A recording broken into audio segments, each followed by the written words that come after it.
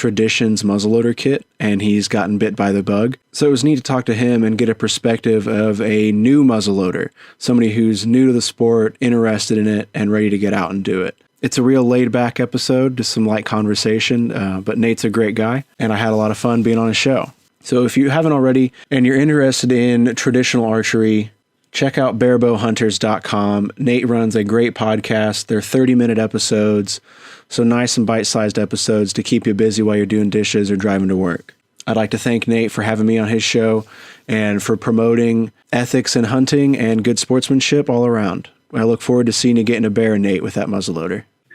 Hello, welcome to another edition of the Barebow Hunters podcast. And today is kind of a special day because some of you guys have probably figured out by now that I have been building a muzzleloader, and through this process, I've been trying to do a lot of research, and I ran across a podcast called Muzzle Blast. And Ethan, you're the host of Muzzle Blast, and also you are, I guess you could just go ahead and tell me, Ethan, what you do.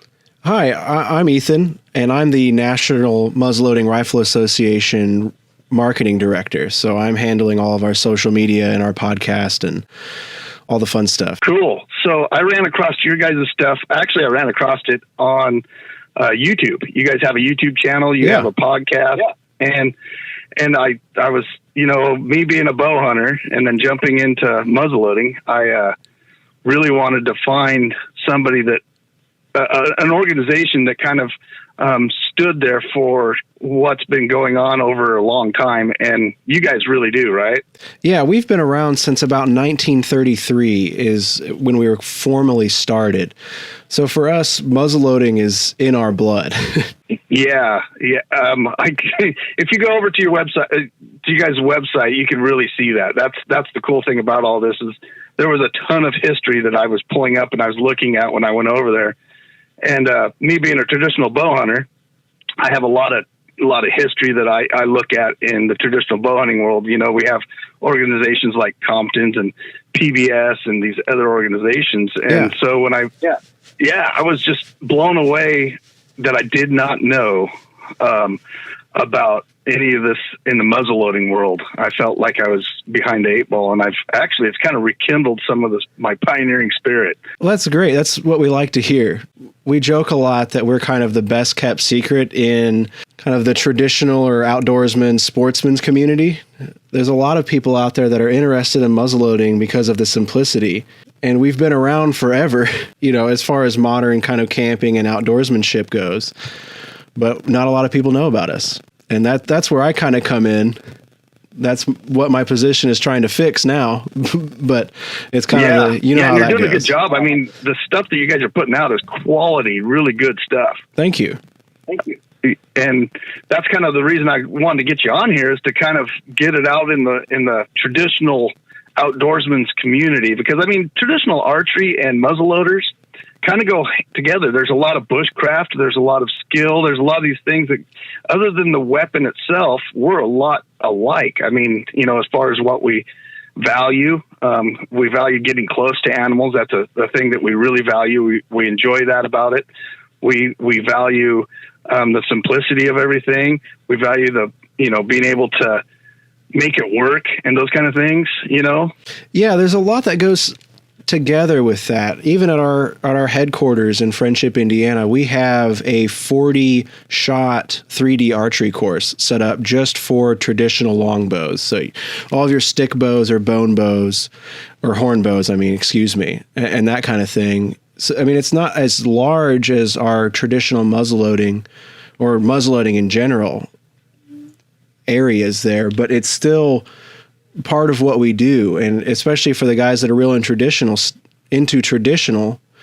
muzzleloading, they're still bringing their bows and setting up camp, and they'll spend a day shooting muzzleloaders and then they'll spend a day shooting archery, so there's a very close handshake between archery and muzzleloading. Definitely.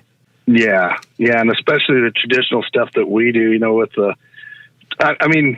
okay, now I've just scratched the surface here of muzzleloading, and since I've contacted you and things like that, you've probably seen that. You probably could understand. Yeah. that there's not a whole lot here. I'm learning quick. It's a steep learning curve. Definitely. But at the same time, the community has been just amazing. The muzzleloading community has been, so inviting and telling me the things I'm doing wrong. I was pouring straight out of a flask, and they're like, "Don't ever do that." Yeah, you're going to end up killing yourself doing that. And they didn't do it in the way I'm used to. Sometimes in the past, in some of the communities that I've been in, there's guys that aren't very articulate on how they help you. Right. Okay? Right. That's an easy way of saying that, I hope. And then in the muzzling community, these guys were like, "Hey man, good stuff, but you need to do this. And, this is why." And it wasn't belittling or anything like that. And I found that so far in the muzzleloading community, which is kind of a breath of fresh air for me. Absolutely. I think that the community itself is wonderful. There's a lot. I mean, you'll find people like you're talking about that are a little more gruff or don't necessarily have the patience for newcomers, but everybody that's involved with muzzleloading, it's so hands-on and it's so time-intensive and mentally intensive that you have to care about what you're doing. And I think that transfers to when they come across, or we come across, a newcomer getting interested in it. We're hands-on with the thing that we love, and then communicating that, and the safety especially kind of goes right there with that. It's just a labor of love that we want to share with other people, because none of us are getting any younger. And right now, muzzleloading, for us especially, it really started kind of in the Great Depression and then had a resurgence in the 1970s. So if you started muzzleloading in the 1970s, you're not a young bird anymore. You're not a spring chicken. And so everybody, or not everybody, but a lot of people are looking at it now and saying, "Hey, we need to do the nice thing and put a hand out for the next generation of muzzleloaders." Right. I think your organization is really pushing at that. I see it just in the content that you guys are putting out and what you guys are saying. It's really cool to see that generation reaching out to a younger generation and wanting to pass that stuff on. Yeah. I've seen it in the traditional bow hunting world too. You got people in Compton's that are just absolutely crazy the way that they help other bow, guys getting into traditional bow hunting. Yeah. And so those organizations I always like to talk about, because that is really what we need. I think just sportsmen in general need that, more or less muzzleloading or traditional bow hunting. That's something that we really need. And that's one of the other things that you guys do is the history. So if you just go and check out your post on Instagram, man, there's just the history of what you put on there. Just there's actually guns that I've looked at and I'm like, wow, what is that? I need to figure out more about this. Yeah. And, I was spelling like Hawkins, Hawkins. So that's horrible. When I look at it now, when I look back, because that's a guy's name that came up with the rifle, Yeah, that was one of the first kind of industrial empires of America. Yeah. And so when I started checking out the history of this stuff, I'm like, wow, you know what? There's a lot of cool stuff here that, really could, this next generation coming up, could really value. There's a lot of good stuff that you guys are putting out there, and history's part of it. I mean, I'm really big into history and traditions. My family came over to Oregon before the Oregon Trail was here. Oh, wow. And so, yeah, they probably even used a Hawken rifle when they lived. They lived where the Oregon Trail came to and where it split to the Barlow Trail, and then they resupplied their wagon trains. That's how they made their money for years. Wow, that's awesome. Wow, that's awesome. Yeah, so now when I build a Hawken, and I built, the Traditions. Yeah.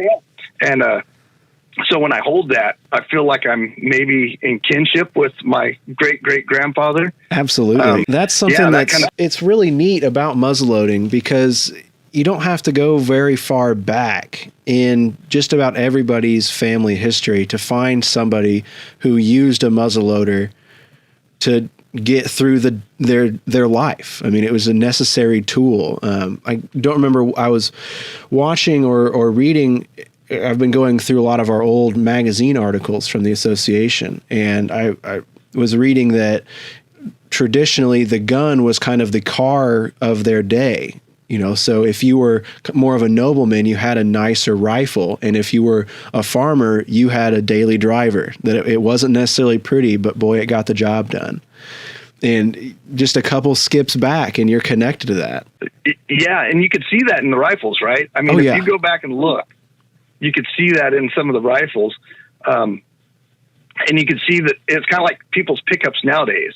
Yes, exactly. Yeah, exactly. Yeah, you get guys that lift their pickups and they got all the bells and whistles, and then you got guys like me that can't afford to do that, so we just run around in what we got. Yeah, yeah. And that's what's really neat to me. For me, my grandfather actually shot at and won the first NMLRA youth match in 1938. And so I grew up knowing him, having been there at an early age of this association shooting. But then just taking a couple skips back, it gets even closer to that. My other grandfather had hunted his entire life with a Civil War musket, just a military issue. With the actual Civil War musket? Yeah. Yeah, an original, just a beater. We've got it in the safe now. It's something I'll never let go. Right. Oh, man, that's awesome. That's all he hunted with his entire life. Someday I'm going to have to meet you and see that.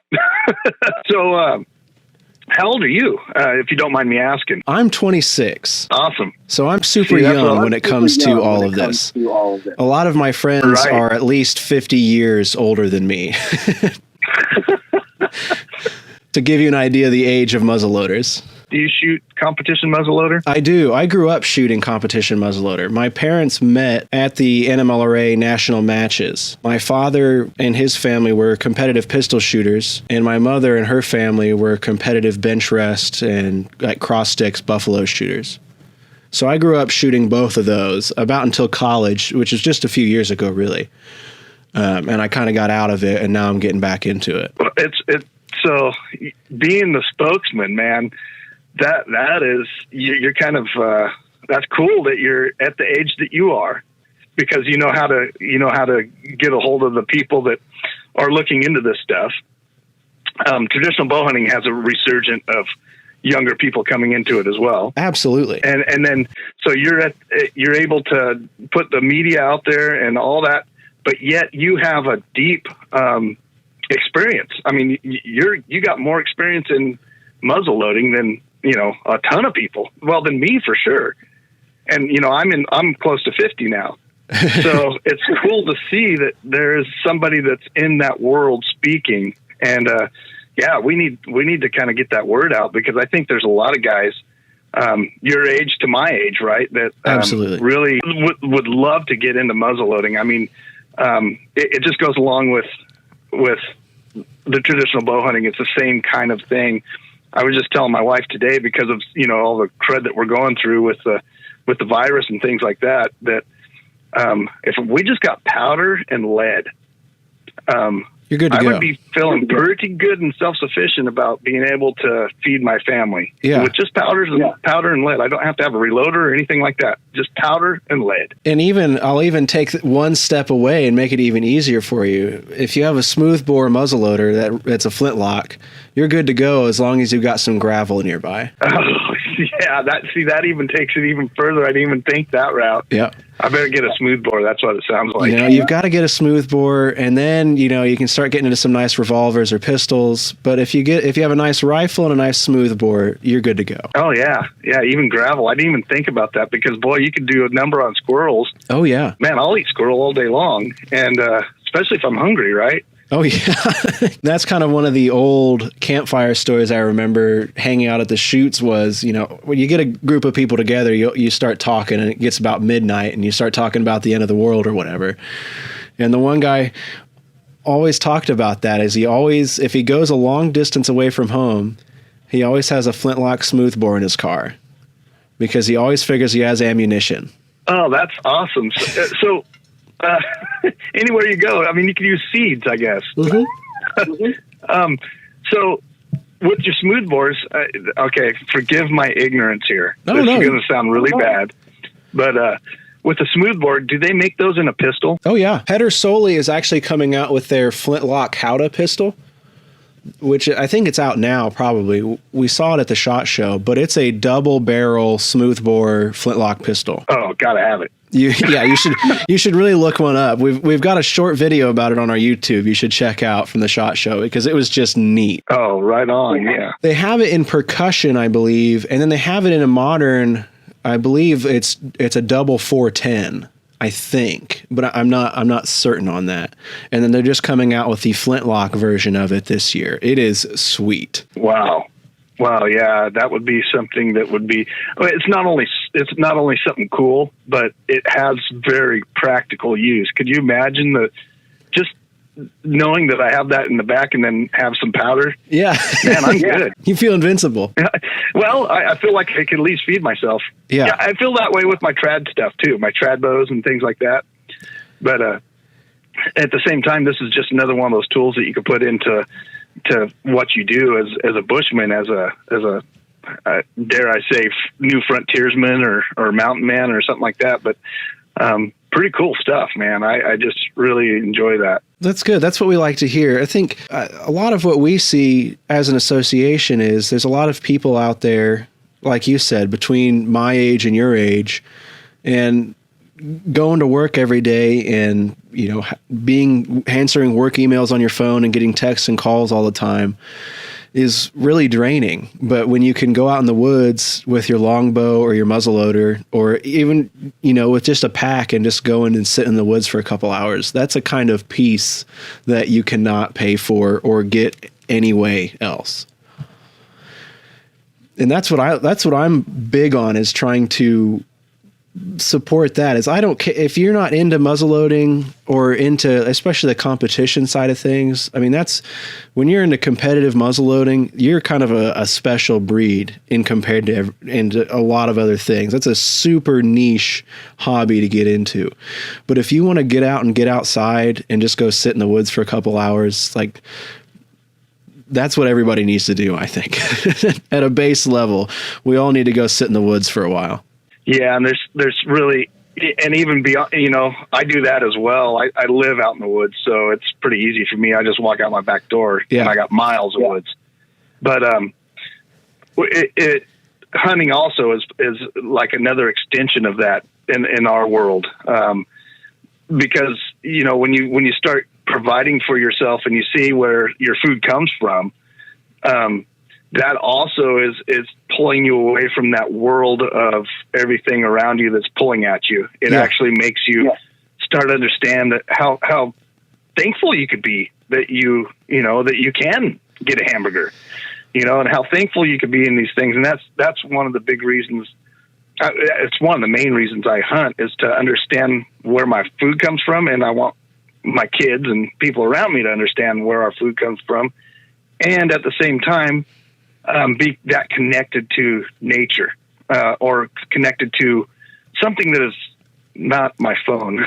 Yeah. If that makes sense. I don't know if that makes sense, but that's one of the big reasons. And then, I took up traditional bow hunting when I was a kid, when I was about 16 years old. Nice. And it did that. My friends and I built tree stands and shot jackrabbits out of tree stands behind our house. And jackrabbit's probably not the best eating rabbit, but if we're going to shoot them, we ate them. Yeah. So we did eat a lot of tough jackrabbit legs all over the barbecue, but at the same time, there was an attachment there that this stuff brings. I mean, just shooting a muzzleloader brings you to that attachment.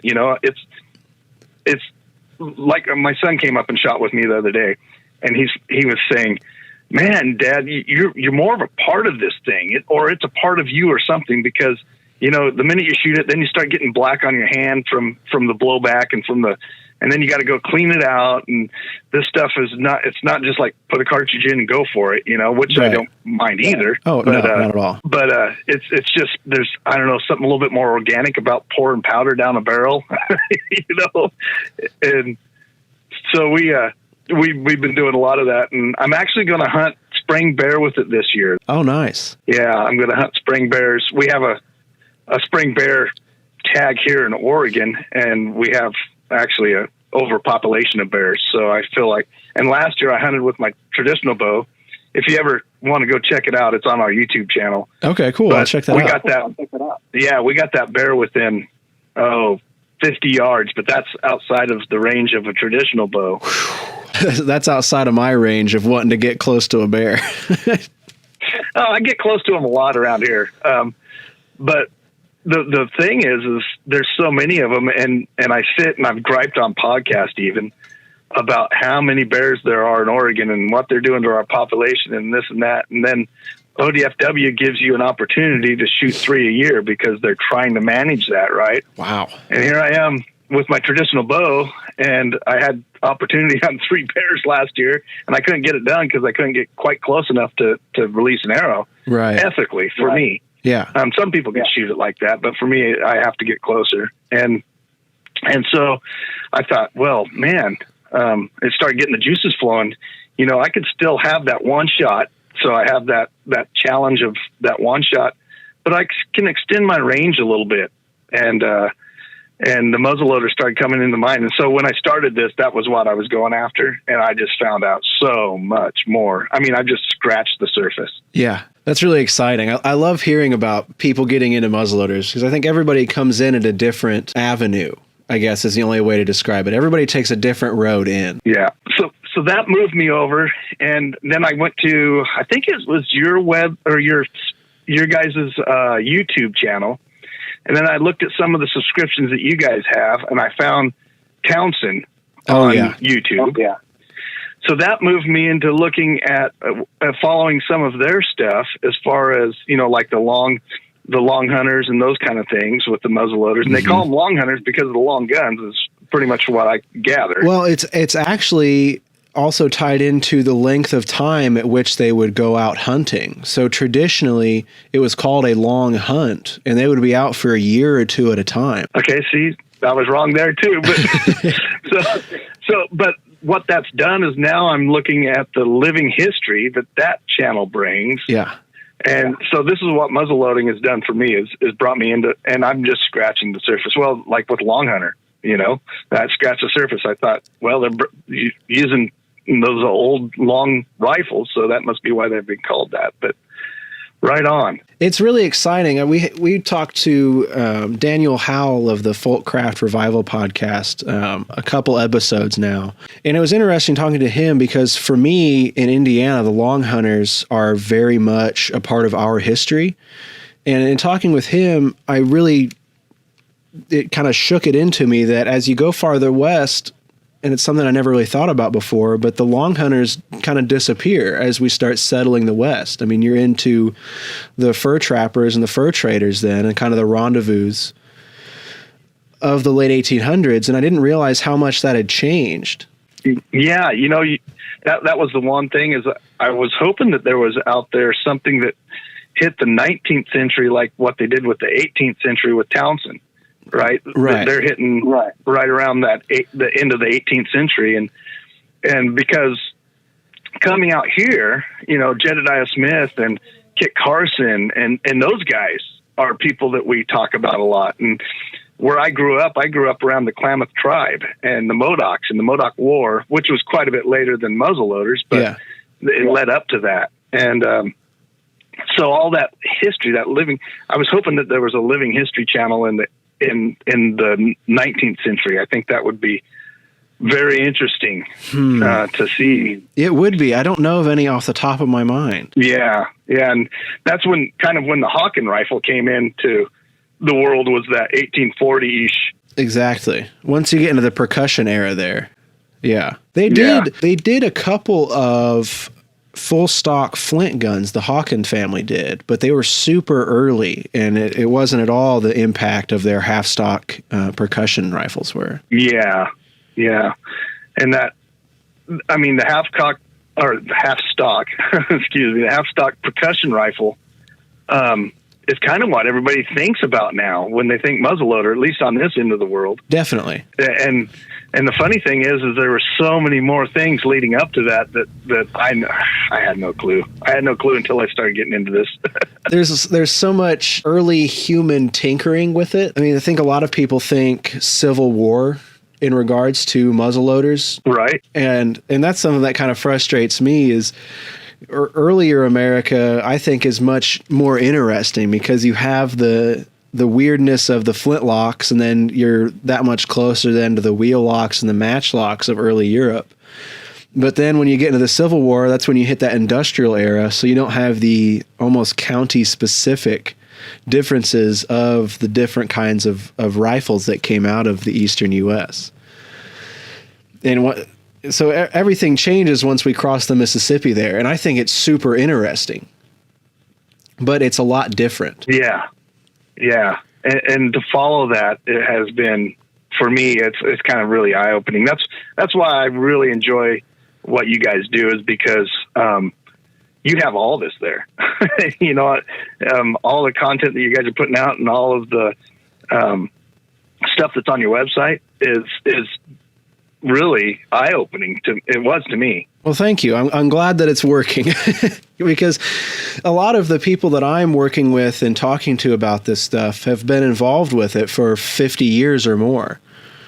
And so and even myself, I'm personally biased because I grew up with it. So I'm not sure sometimes how close I'm getting to things that are accessible to somebody who doesn't understand anything about it. So I appreciate hearing that. I don't want you to feel like you need to stroke my ego on it, but it is exciting to hear that it's getting out there and it's getting to the people that need it, and it's opening up doors. So much of this community, I think, for a long time has felt really closed off because it's taken us a while to embrace the internet. And Townsend's is really a leading force in that. I mean, they just grossed 1 million subscribers on YouTube. And 1 million people out there aren't necessarily dressing up in their kit and going out and camping that weekend, but they're making it accessible for people that just want to see somebody cook something and they're dressed funny while they're doing it. Right. And doing it like the old school ways and going back to maybe some of the simpler things. Yeah. Yeah. You know, I saw that in traditional bow hunting as well. We started putting out a podcast. It was when podcasts first started coming out in the traditional bow hunting world. There were a couple already out. And then we kind of got lazy with it. We kind of got lax on it. And it's a lot of work. Coming forward now, there's a lot of people that were kind of like, I don't know about that kind of stuff. But now that is, you know, that's moved traditional bow hunting. It's helped out a lot in traditional bow hunting. And then, of course, you got organizations like PBS that get behind it. And then you have Compton's now that's behind it. You know, they're behind all this stuff. And Traditional Bow Hunter magazine that is behind, you know, so this is, and they're all for one purpose, is to get this stuff out there in front of people because it's important. We can't lose it, you know, and yeah.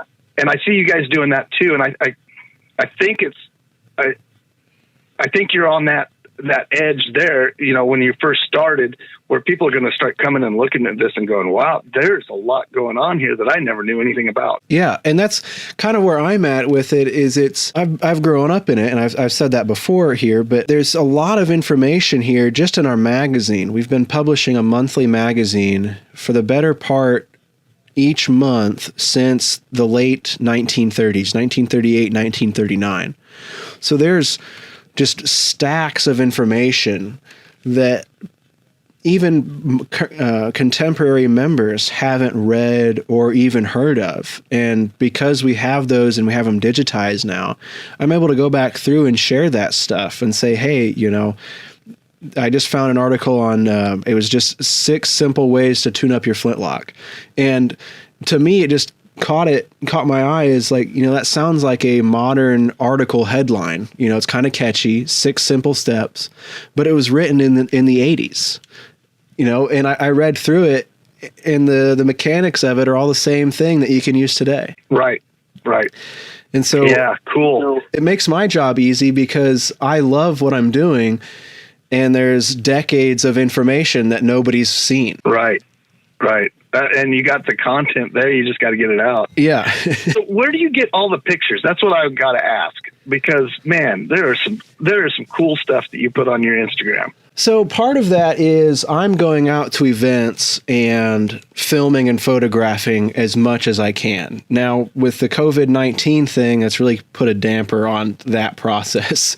So a couple weeks ago, I was out at the 2020 Horn Fair with the Honorable Company of Horners. And that was just 2 days of powder horns, powder flasks, and horn goods, for lack of a better, and accoutrements. And so in a non-virus outbreak situation, I'm going out a couple times a month to a big show with hundreds of tables of people's work that are displaying their craft. That's their way of continuing this tradition. And then the other part of it is we have a pretty large Facebook group where I'm always working on encouraging people to share photos of what they're doing.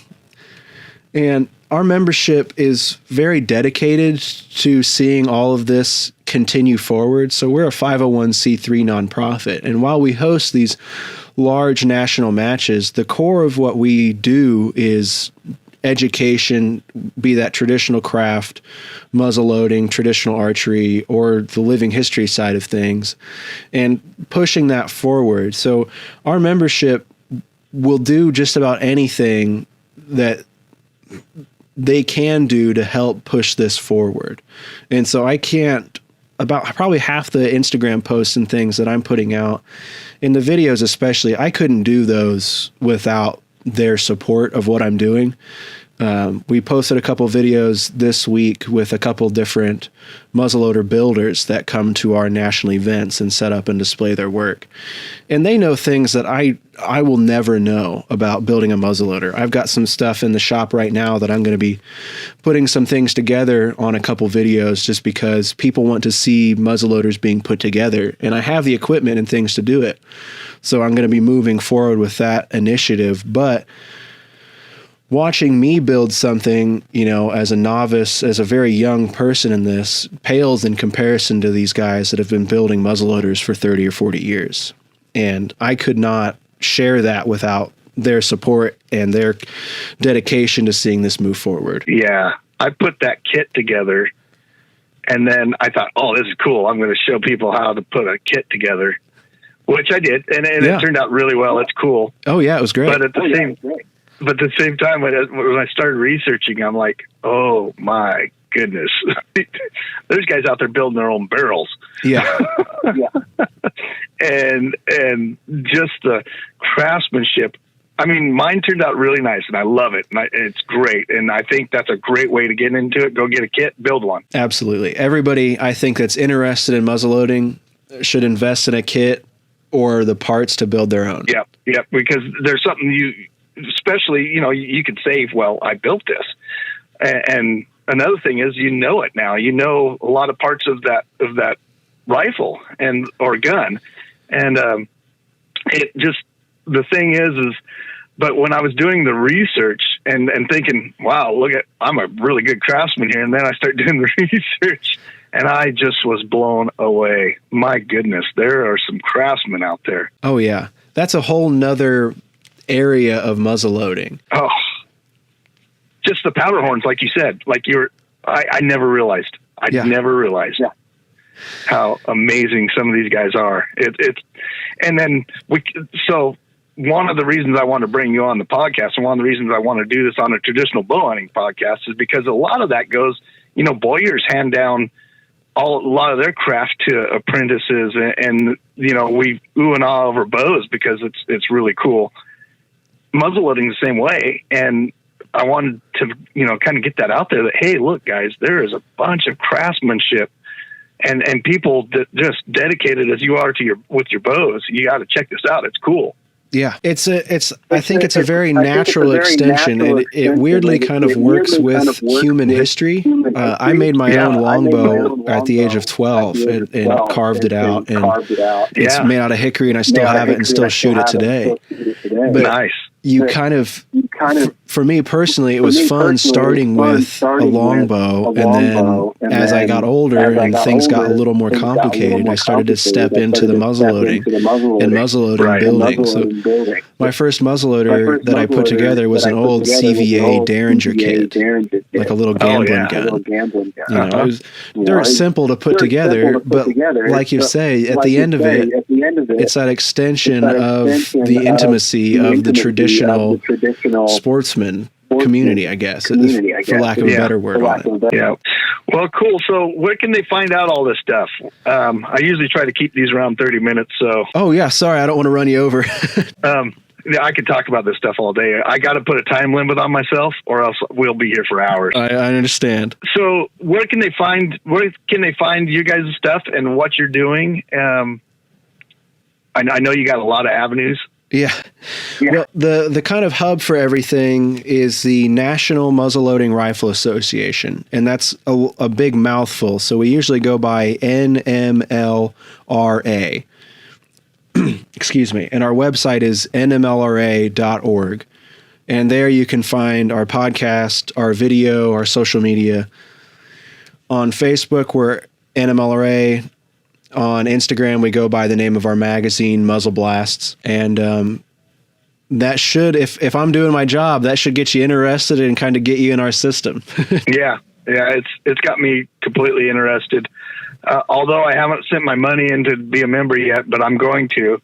I just haven't got around to it. I live up in the woods, so sometimes getting a check in the mail is a little bit harder. But. Hey, that's okay. Well, I appreciate that. A lot of what we do, I mean, it is dependent on the membership, but a lot of what I'm trying to do in getting things out there is to show everybody that this stuff is out there, whether you become a member or not. I want you to be interested, and everybody at the association wants you to be interested in this, to go out and do it, get your hands dirty, and have some fun. And it shows. It shows in the stuff that you're putting out. Well, thank you very much, Nate. Thanks for coming on, man. We're going to have to do this again, okay? Hey, I'd love to. This was great. Yeah, we'll get you back on here and maybe go into some specific rifles or things like that have some history behind them and talk on those terms. But I just wanted to get people introduced to what's going on over at the muzzleloading side of the world.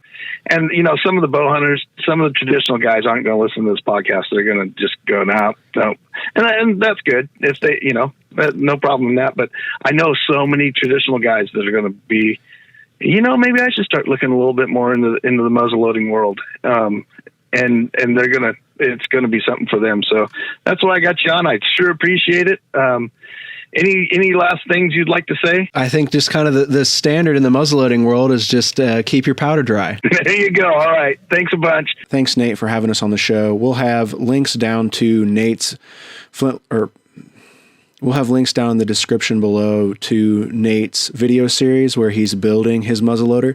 So it's neat. You can see him go along the process that he kind of talks about in the episode. We'll also have links to his website, podcast, and Instagram as well. I know several of our listeners are active on Instagram, so be sure to check out Nate Bailey's Instagram. Just another update, as we're recording this, we've had to postpone many of our events held in April this year due to COVID-19. So if you're listening to this now as the episode comes out, or sometime in April here, I encourage you to check out nmlra.org/COVID-19. We'll have a link in the show notes, but that's going to be your place to get up-to-date information about how COVID-19 is affecting the National Muzzleloading Rifle Association. Thanks again for listening, everybody. Really appreciate it. Again, if you want to show some support for the show, you can use the promo code podcast10 at nmlra.org and get 10% off merchandise, books, a membership, anything there. That promo code just lets us know that you're listening to the show and that you enjoy what we're doing. So I appreciate it. We'd really appreciate it if you would rate us on iTunes as well. iTunes and Apple are a big part of our audience, and any rating that we get there helps us kind of move up the ladder. Right now, I know that we're one of the only muzzleloading and living history podcasts out there. It's not necessarily a flooded market, as you can imagine, but any support there really helps us out a lot. Next week, we'll have another episode out for the history buffs out there. We're talking with author John Reese about his book that was published last fall. It is called They Were Good Soldiers and focuses on the African American troops and militiamen in the Continental Army during the American Revolution. It's a really interesting conversation. It's a bit of a long episode. We go just over an hour, I think, but it's a good one. John's a really interesting guy, and I'm looking forward to you guys hearing it. As always, thanks for listening, and we'll catch you next time.